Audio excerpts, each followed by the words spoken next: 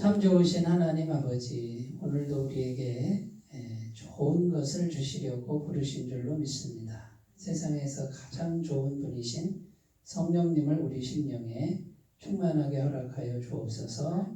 말씀을 깨닫게 하시고 말씀이 생각나게 하시고 하나님의 마음을 경험케 하시고 하나님의 영의 임재를 충만하게 경험하는 시간으로 인도하여 주옵소서. 예수님의 이름으로 기도드립니다. 아멘. 오늘 말씀은 창세기 24장 1절에서 9절입니다.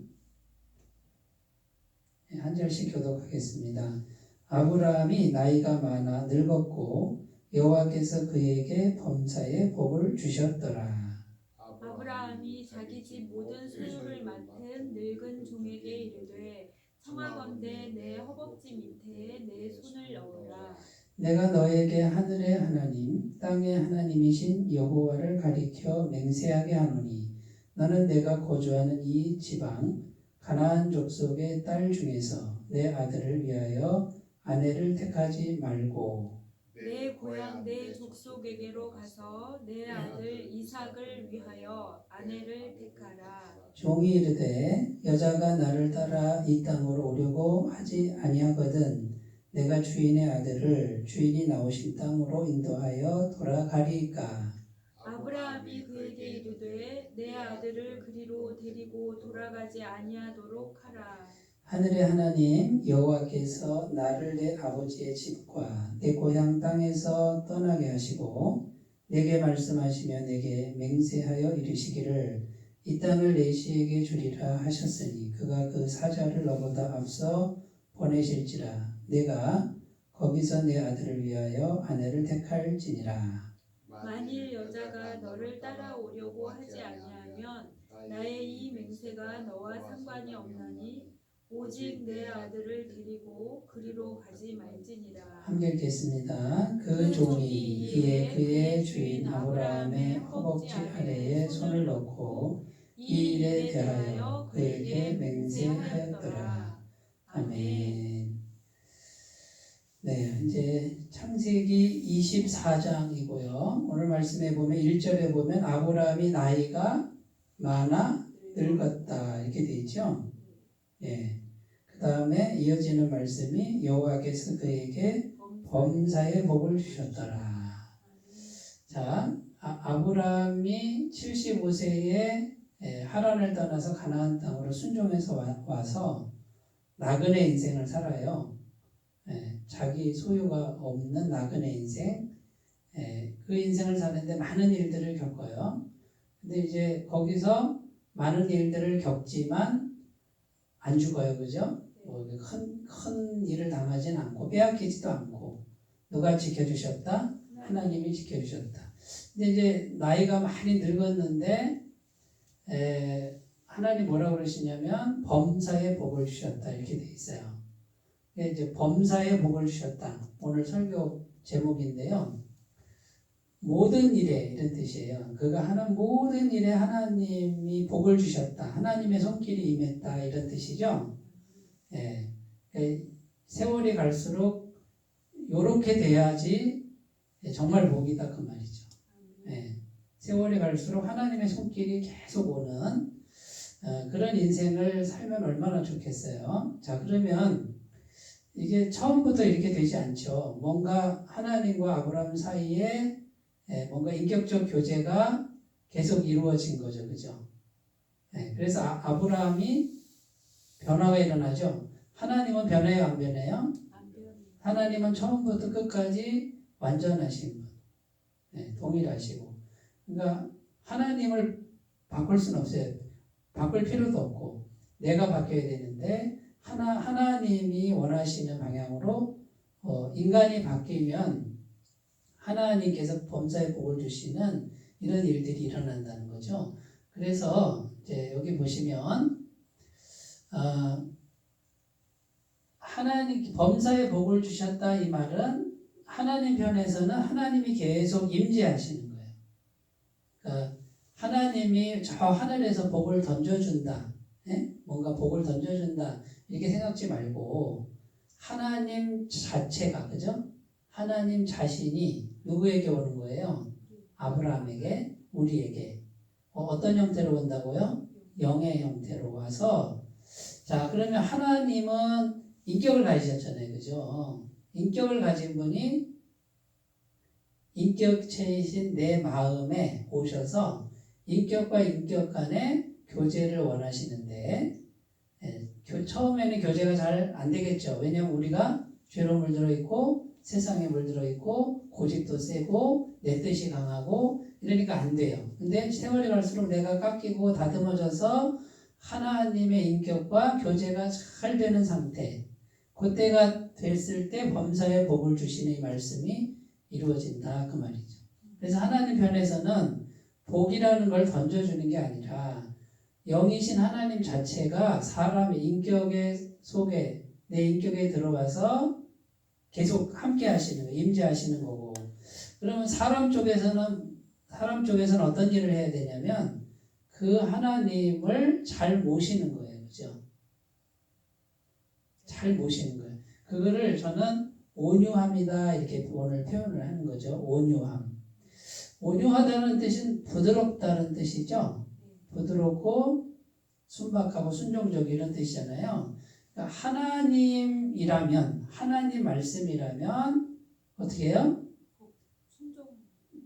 복종, 순종. 예? 순종이 잘 되는 상태.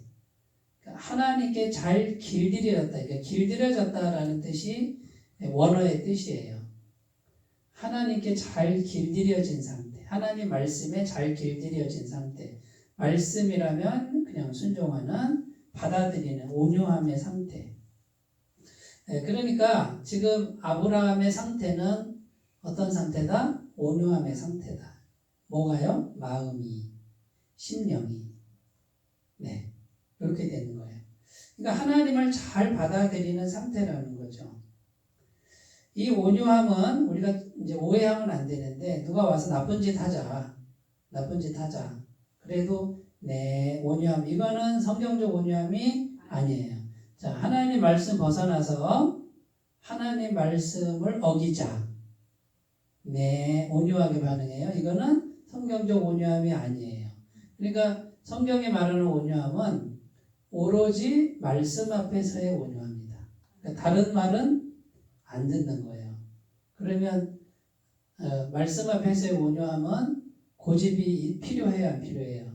용기가 필요하죠. 네, 용기가 필요하고 고집이 필요한데 거룩한 고집이 필요하죠. 네. 말씀이 아니면 꿈쩍도 하지 말아야 되는 거예요. 그런데 말씀이면 아멘, 아멘. 요 상태. 그러니까 하나님의 영이 아브라함의 마음에 오셔서 머물기가 너무 좋아.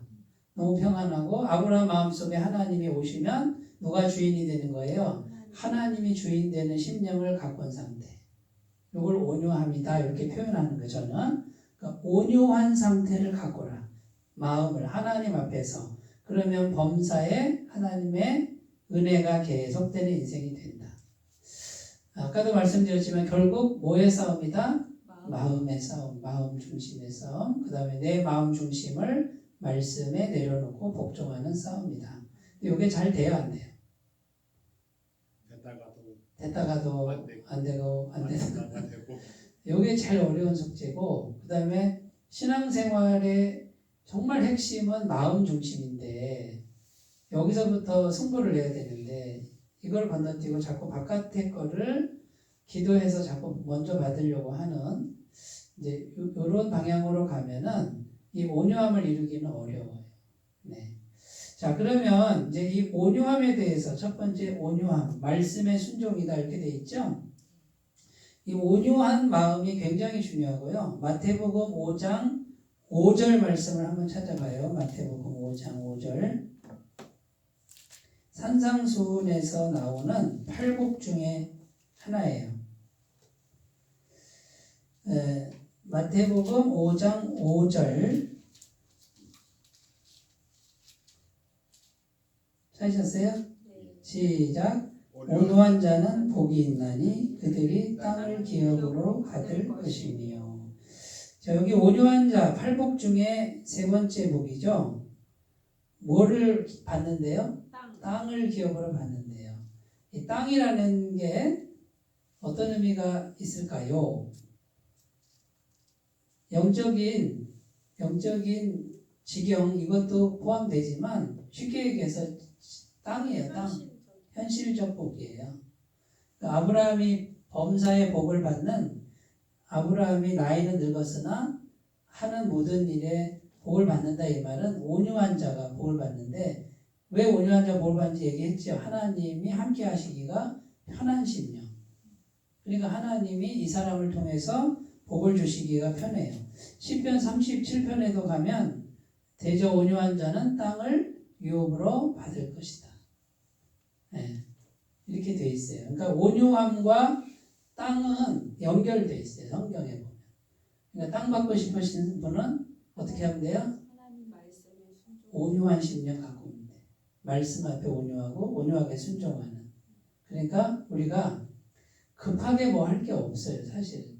그러니까 항상 마음을 어떻게 하는 게 지혜일까요?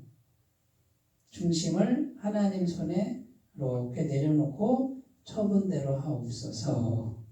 네? 하나님 말씀이가 아닌가 요거를 분별해서 그대로 순종하는 게 중요해요.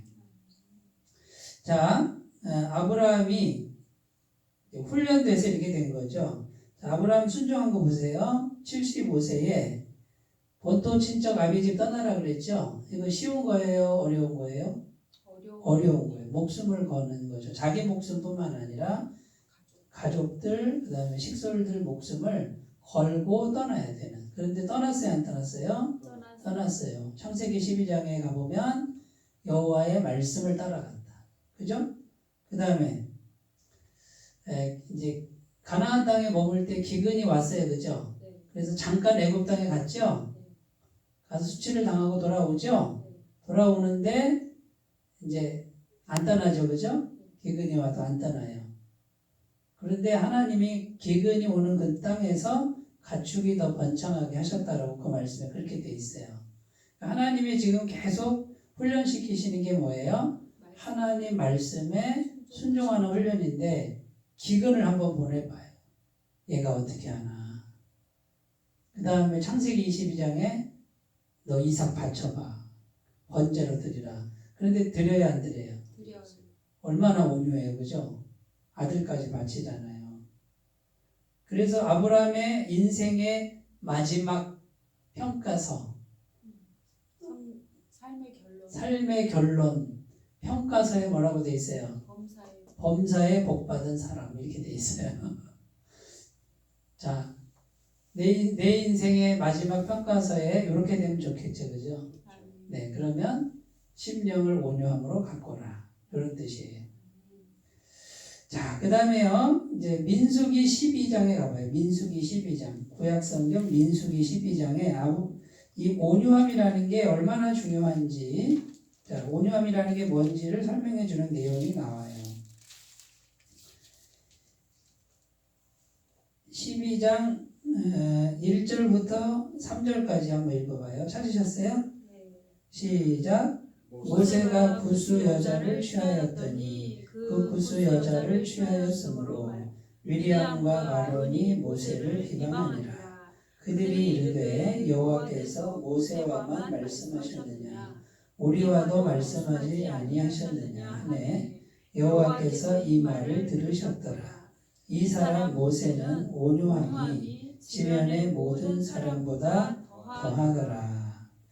자, 이제 이스라엘 백성들을 애굽에서 구원해서 광야길을 가다가 모세가 구스 여자를 취했대요. 구스는 지금의 에티오피아, 아프리카. 그러니까 피부가 흑인인 여자. 그럼 이방 여자죠. 네? 이때 당시 이방 여자는 차별이 심했죠. 그죠? 그런데 이방 여자가 들어올 수 있었어요. 이스라엘 공동체에도 회개하고 네? 하나님 믿고 이러면은 들어올 수 있었단 말이에요. 그런데 모세가 그 에티오피아 구스 여자를 후처로 취했어요. 있을 수 있는 일이거든요. 근데 이제 모세의 지금 위치가 지도자란 말이에요. 공동체 지도자. 근데 이제 다른 사람은 말을 안 하는데 누가 말을 하냐면 아론과 미리암. 자, 아론과 미리암은 아론은 누구예요? 형이고 미리암은 누나. 에? 그러니까 이제 같은 형제가 모세를 비방하는 거예요. 네가 어떻게 지도자가 돼가지고 말이지, 그 이방 여자, 그것도 흑인 여자를 아내로 취하느냐, 막 그랬어요. 근데 그럴만 하거든요. 그 권리가 있는데, 그러면서 뭘 얘기하냐면은, 여기 보면, 이제, 지도력을 따져요. 하나님이 여호와가, 모세하고만 말했냐, 우리하고도 말했다 이거예요. 그러면서 이제, 모세의 지도권을 막 부정하고, 근데 잘 보면, 아론보다도 누가 더 앞장섰냐면, 미리암이라는 누나가, 여자 문제니까 여자가, 민감하게 반응해가지고 용서를 안 하는 거예요. 그래가지고 이제 막 모세를 막 힘들게 했어요. 근데 3절에 보면 이 사람 모세는 온유함이 지면의 모든 사람보다 더하더라. 이 말이 무슨 뜻일까요? 모세는 이때 어떻게 했다는 거예요? 온유했다는 거죠? 그럼 어떻게 했다는 거예요? 하나님 앞에서 잠잠하게. 가만히 있었던 거지. 가만히 있고, 그 온유함이 아까 뭐라 그랬어요? 하나님 앞에서, 말씀 앞에서 이렇게 돼 있죠? 그러면 자, 삼남매가 싸운다고 생각해 보세요. 이스라엘 공동체의 지도자인데 지금 집안 내 싸움이에요. 에? 자기들끼리 막 싸우면 어떻게 되겠어요? 전체적으로 공동체가 다 흔들리겠죠? 근데 이런 건 생각 안 하고 아론과 미리암이 막 모세를 막 엄청나게 막 비방하고 공격하고, 그것도 피부친 동생을, 백성의 지도자를 그렇게 흔들고 있는 거예요. 근데 이때 모세가 마음이 많이 상했겠죠, 그죠? 그 다음에 이때 모세가 어쨌든 권세가 있어, 힘도 있어. 그런데 아무 짓도 안 해요. 가만히 있고 하나님 처분에 맡기는 거예요. 그런데 4절에 보세요. 4절 읽어봐요. 시작. 여호와께서 갑자기 모세와 아론과 미리암에게 이르시되 너희 세 사람은 회막으로 나아오라 하시니 그 세 사람이 나아가매. 자, 누가 지금 짠 하고 등장해요? 하나님이 갑자기 불렀다 그러죠. 너희 세 사람 일리 와! 이렇게 불렀어요. 자, 모세가 오늘 말씀에 보면 하나님께 기도했어야 안 했어요? 속으로는 했을 것 같은데 기도한 게 아니라 가만히 있었어요. 하나님 앞에서. 네, 그랬더니 하나님이 해결해줘요, 안 해줘요? 해결해줘요. 이게 온유함의 능력이에요. 그래가지고 야단을 쳐요. 뒤에 읽으면 아론과 미리암을 야단치고, 그 중에 미리암에 더 야단치는데 미리암의 이마에 문둥병이 들어요. 그래가지고 모세가 어떻게 해요? 하나님 용서해 주세요. 이랬어요. 네, 그랬더니 하나님 뭐라 그래요? 야, 부모가 화를 내도 벌 받는 기간, 근신 기간이 있는데 하나님이 화를 냈지 않냐? 여호와가 화를 냈는데 그냥 용서는 없다. 미리암을 집 밖에 일주일간 나갔다가 근신하고 들어오게 해라 해서 용서를 해요. 자, 누가 지금 손 들어주는 거예요? 하나님이 모세 손 들어주죠? 근데 모세는 뭐만 했어요? 온유하게 가만히 있기만 했어요.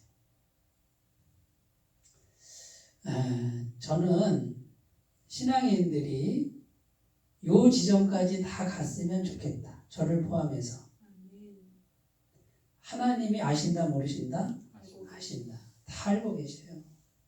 그러면 내가 속상해하고 내가 분해하고 내가 억울해할 때 하나님 아시죠? 다 알아요. 그런데 왜 빨리 안 해주죠? 왜 빨리 안 해줄까? 내가 하나님을 의지하는지 하나님도 알고 하나님은 알고 계시는데 얘가 어떻게 하나? 얘가 어떻게 반응하나? 이걸 보는 거예요. 이걸 저울에 달아보시는 거예요. 그런데 하나님 백성은 그냥 온유함으로 주님을 바라보는 건 필요해. 저는 기도를 하면 좋겠어요. 그냥 하나님, 이 문제를 하나님께 맡겨드립니다. 간섭해 주세요. 이렇게 조용히 기도하고 싸우지 않으면 그 마음 중심으로 인내하고 억울함을 참으면 하나님이 해결해 주신다 안 해주신다? 해결해 주신다고 성경이 말하는 거예요. 그런데 요거를 못 믿으니까 어떻게 해요? 이제 무리수를 두죠. 실수를 해요. 어떻게?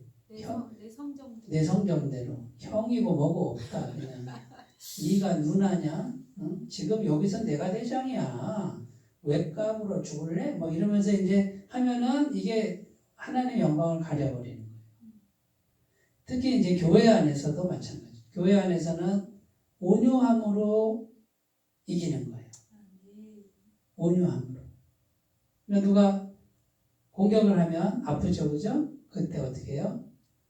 맞아. 그냥 맞고 하나님 이렇게 하면 돼요. 그리고 참고 견디면 하나님이 간섭하신다. 자, 요때 내가 한 대 맞았어. 상처를 받았을 때 너무 고통스러울 때 실수할 수 있어요. 그죠? 사람인지라. 빨리 회개하면 돼요. 그 다음에 참고 참는데 이제 하나님이 간섭하지 않을 때 어떻게 해요? 끝까지 인내하는 게 중요하다. 참다 못 참을 때. 네, 못 참을 때가 있어 진짜. 네.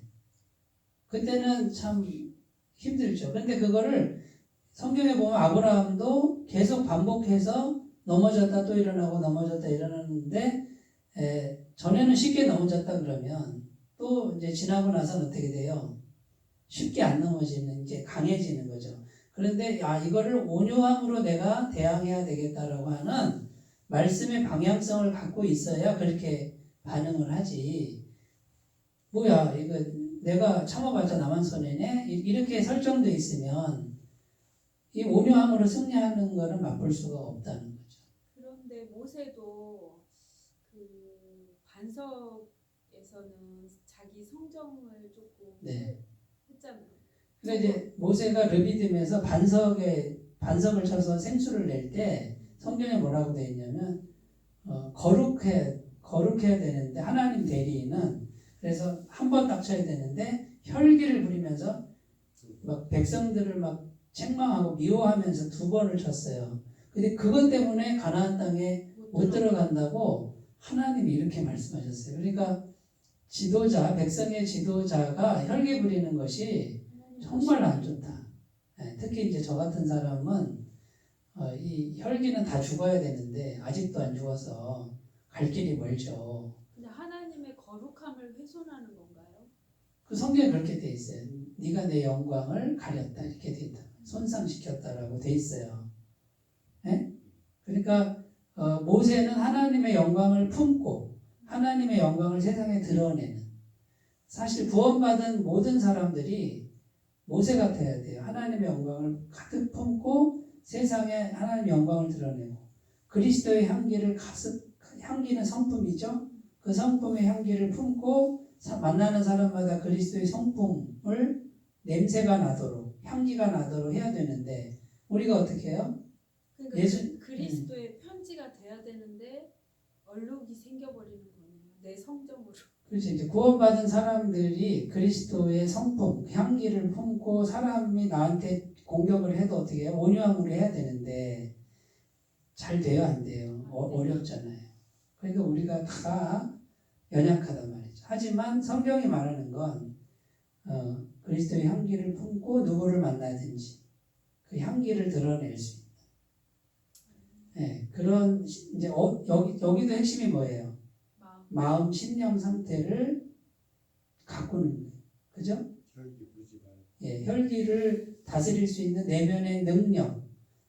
이 내면의 능력은 내가 참아야지 한다고 되는 게 아니고요. 하나님의 영이 내게 와서 하나님의 영은 곧 하나님의 마음이에요. 하나님의 마음이 내 마음에 부어져야 돼. 하나님의 영이 내 속에 부어져야만 하나님의 마음이 내 속에 들어와야만 다른 사람을 품을 수 있지. 죄로 물든 인간의 마음이 어린아이인들 품을 수 있겠어요. 그죠? 그러니까 먼저 예수님을 마음에 영접하고 그 다음에 성령의 충만함을 입어야 그러니까 하나님의 것을 내가 먼저 받아야 채워야 가능하다라는 거예요. 그러니까 결국은 모든 신앙의 문제는 마음에 하나님의 것으로 채우는 작업이에요. 마음부터 다스리시기를 바라겠습니다. 자, 그래서 온유함이라는 게 오늘 굉장히 중요하고 요거를 저는 강조하고 싶고 말씀이라면 그냥 순종하는 요 상태. 근데 어떻게 객관적으로 보면 바보 같아요. 어떻게 보면 저거는 승질낼 줄도 모르고 때리면 때리는 대로 맞기는 하지 저거는 뭐 이렇게 보일 거예요. 그런데 하나님께 맡기는 심령을 가지고 있으면 이 온유한 마음은 세상 어떤 마음보다 강하다. 왜 강하냐? 하나님이 함께 하시는 마음이니까. 자, 로마서 12장에 가면 원수 갚는 이야기가 나와요. 원수 갚는 거 내가 갚으라 그래요? 하나님께 맡기라 그래요? 맡기라 그러죠. 악에게 악을 갚지 말고, 그죠? 악에게 지지 말고 선으로 악을 이기라 이렇게 돼 있죠. 원수가 줄이거든 빵 줘라. 목마르거든 물 줘라. 먹게 해라. 그러면서 뭐예요? 하나님께 맡겨라. 그러면 굉장히 더딘 것 같고 오래 걸리는 것 같은데 그렇게 오래 안 걸려요. 예, 우리는 이제 못 참으니까 당장 이 자리에서 한번 결판을 내자 이렇게 가는 게 우리 마음이라 그러면 하나님 마음은 훨씬 더 이렇게 오래 참으시죠. 길죠. 그분께 맡기고 그러면 나는 나만 손해보고 나만 믿기는 장사하면 나는 손해만 보고 그럼 나는 굶어 죽겠네. 절대 그렇지 않다. 해결해 주시고 공급해 주시고 하나님을 신뢰하는 훈련이에요. 하나님은 요 상태가 되기를 원하신다는 거죠. 우리 신앙인의 마음이. 자, 그래서 아브라함은 지금 그 많은 과정 하나님께 연단을 받은 심령으로 마음의 온유함을 이루니까 하나님의 임재, 실제적인 하나님의 임재가 심령 속에 있어서 이 사람 범사에 다 복을 주는데 꼭 늙어야만 되는 건 아니에요. 젊은 사람도 이 심령을 잘 가꾸기만 하면 젊은 시절부터 하나님이 복을 주시는 애가 있을 줄로 믿습니다. 자, 온유한 아브라함이 이제 속이 온유하니까 뭐든지 온유함으로 계획하겠죠. 자, 온유함으로 뭔가를 계획하면 누가 할까요? 하나님 하시겠죠. 근데 지금 오늘 무슨 계획을 하냐면 이삭의 결혼 계획을 세워요. 그런데 뭐라 그러냐면 누구를 부르냐면 집안의 늙은 종을 불러요. 뒤에 가면 엘리에셀이라고 이름이 나오는데 늙은 종, 그 종을 불러다가 이제 결혼 계획을 세우는데 지금 아브라함은 가나안 땅에 있고 가나안 땅 여자는 신부감을 될 수가 없어. 왜냐하면 우상 숭배하는 여자니까 문란해요. 그러니까 깨끗한 여자가 없단 말이에요. 그러니까 고향 땅에 있는 근데 100km가 넘는다 그랬죠? 100km가 넘는 데로 가서 신부감을 구해갖고 와야 되는데 이삭을 데려가라 그래요? 데려가지 말라 그래요? 데려가지 말라 그래요. 그러면 보세요. 아니 신랑감 얼굴도 안 보고 데려와야 돼 신부를. 네? 또 100km가 넘는 그 거리는 목숨을 걸고 와야 되는 거리예요. 그러면 자 100km가 넘는 거리에 가서 신랑 얼굴도 보이지도 않아. 아브라함이 가나안 땅에 있다고 하는데 있는지 없는지 내가 봤어요? 못 봤잖아요. 그러면 가면 찌들어 가난하게 사는지 사기꾼인지 강도인지 어떻게 알아? 신부 측에서 볼 때는 도대체가 이거는 말이 안 되는 거죠. 그런데 아브라함이 어떻게 해요? 아들을 데려가면 안 된다. 네? 거기 가서 데려와라. 그러니까 이 늙은 종이 도대체 현실성이 없는 계획이에요. 자, 계획이 현실성이 없어. 이거는 솔직히 불가능합니다라고 말하고 싶은 거예요. 그런데 왜 이렇게 계획을 세웠어요? 온유함으로. 온유함이 뭐라고요? 하나님의 뜻, 하나님의 말씀 이거죠? 하나님의 뜻은 뭐예요? 가나안 땅 여자는 안 된다. 100km가 걸려도 목숨을 걸어도 신랑을 보지 못해도 내 고향 땅에 가서 신부감을 데려와라. 그것이 하나님의 뜻이다. 자, 하나님의 뜻이니까 어떻게 해요? 불가능해도 믿고 계획을 세우는 거예요. 이게 온유함으로 세우는 계획이에요. 자, 그러면 온유함으로 계획을 세우지 않으면 어떻게 돼요? 현실을 따지겠죠? 현실성 있는 거.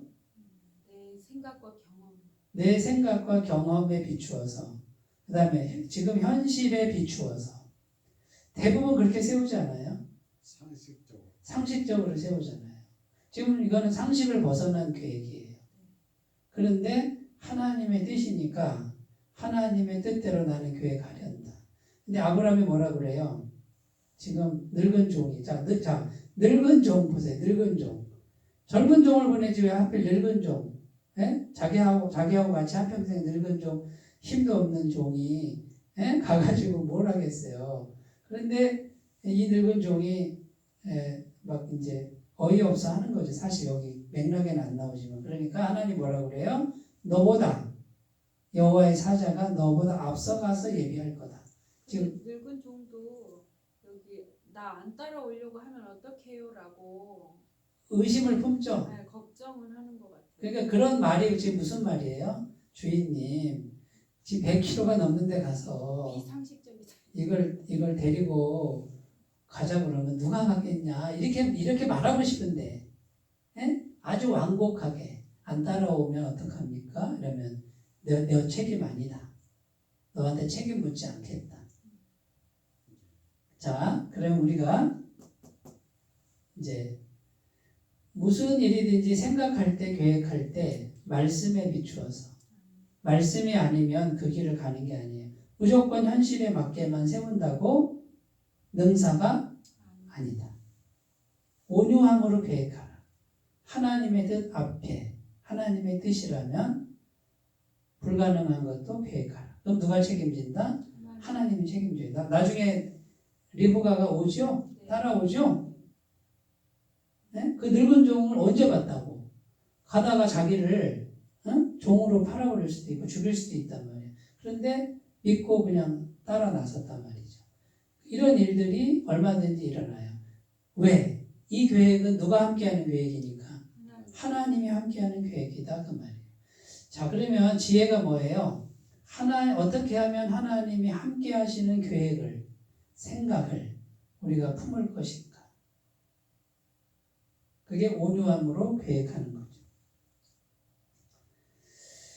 자, 이제 이 온유함을 잘 보여주는 여인이 있어요. 누가복음 1장 38절 한번 찾아봐요. 누구 이야기일까요? 마리아. 네, 어이구. 누가복음 1장 38절.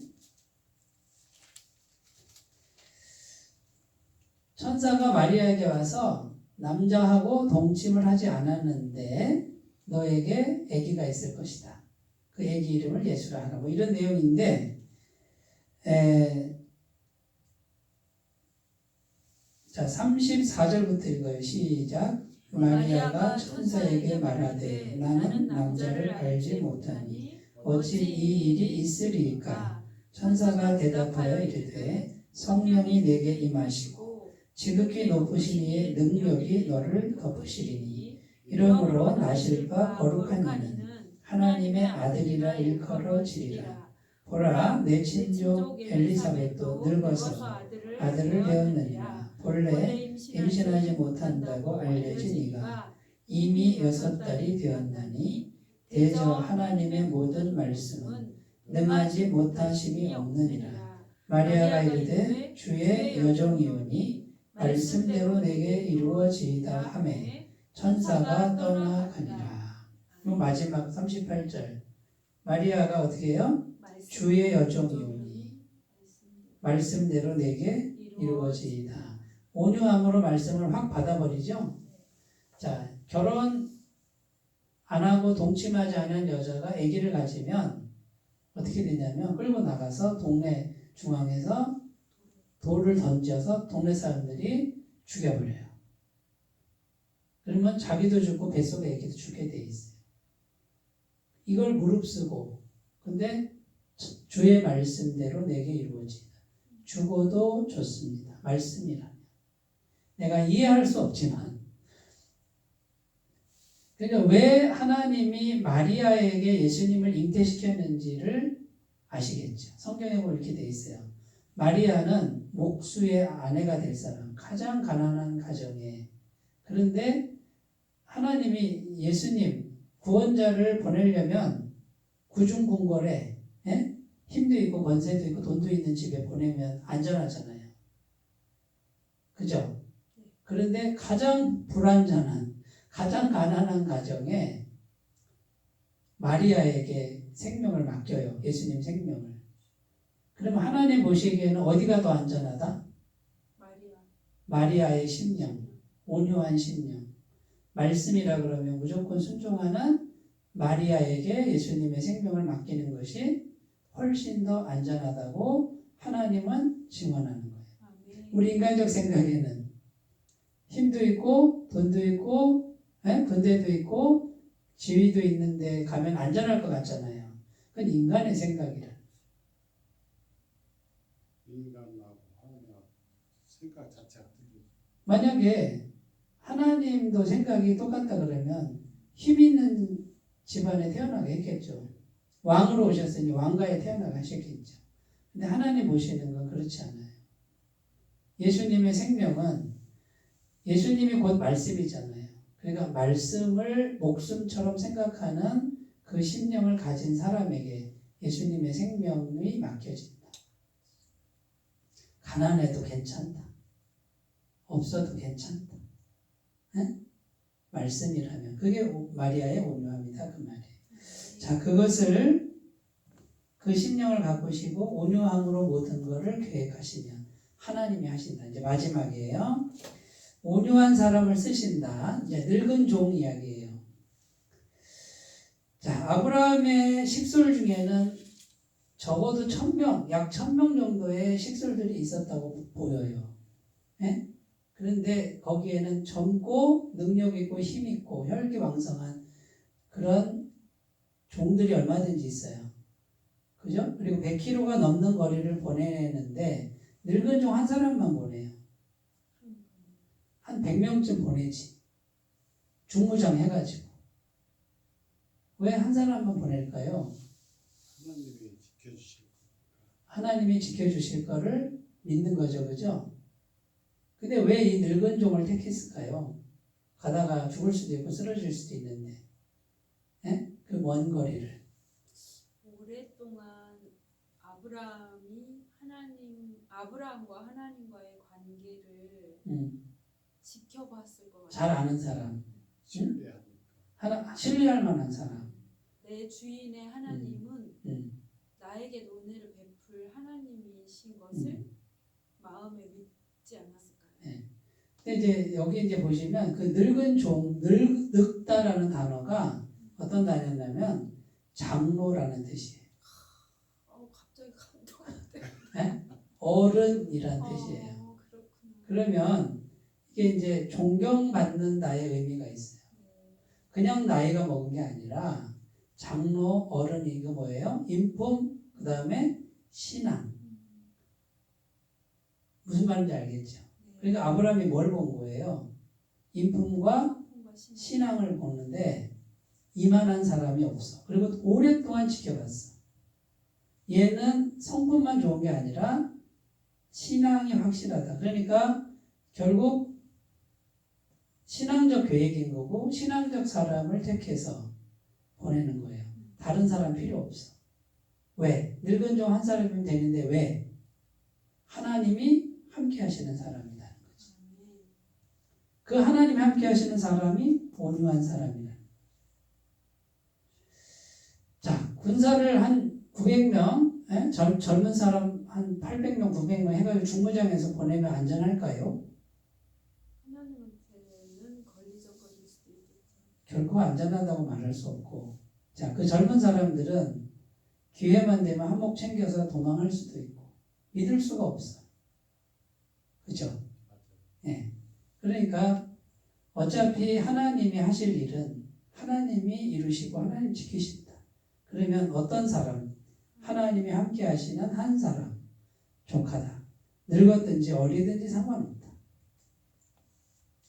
그 주인공들이 되시길 바라겠습니다.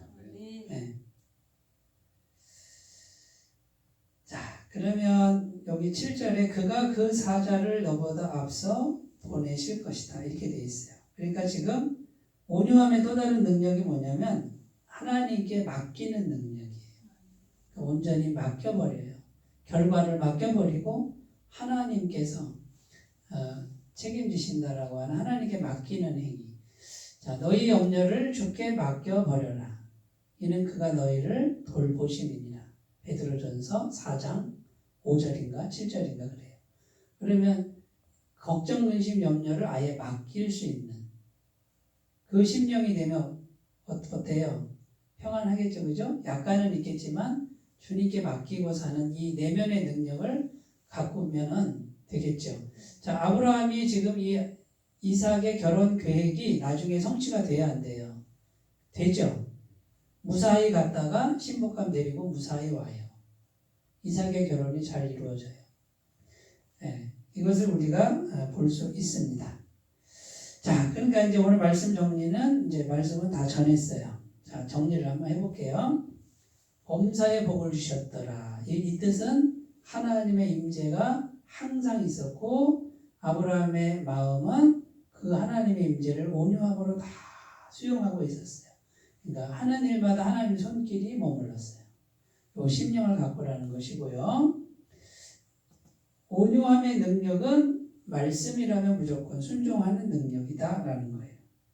그래서 모세 이야기를 했잖아요, 그죠? 모세의 온유함의 이야기를 했고, 이제 상처받고 막 억울하고 힘든 그 순간에 이 마음, 상처받은 마음도 하나님께 맡기면서 하나님께서 하시는 걸 기다릴 수 있는 그런 내면의 능력을 기르시면 좋겠습니다. 온유함으로 이삭의 결혼 계획을 세웁니다.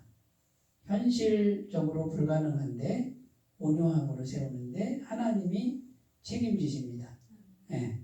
그 다음에 온유한 늙은 종, 온유한 사람, 이 사람을 하나님 반드시 사용하신다. 자, 이 늙은 종의 역할이 뭐예요? 이삭의 결혼을 이루는데 아브라함, 이삭, 야곱의 이 족장, 3대 족장의 두 번째 2대 족장의 결혼을 누가?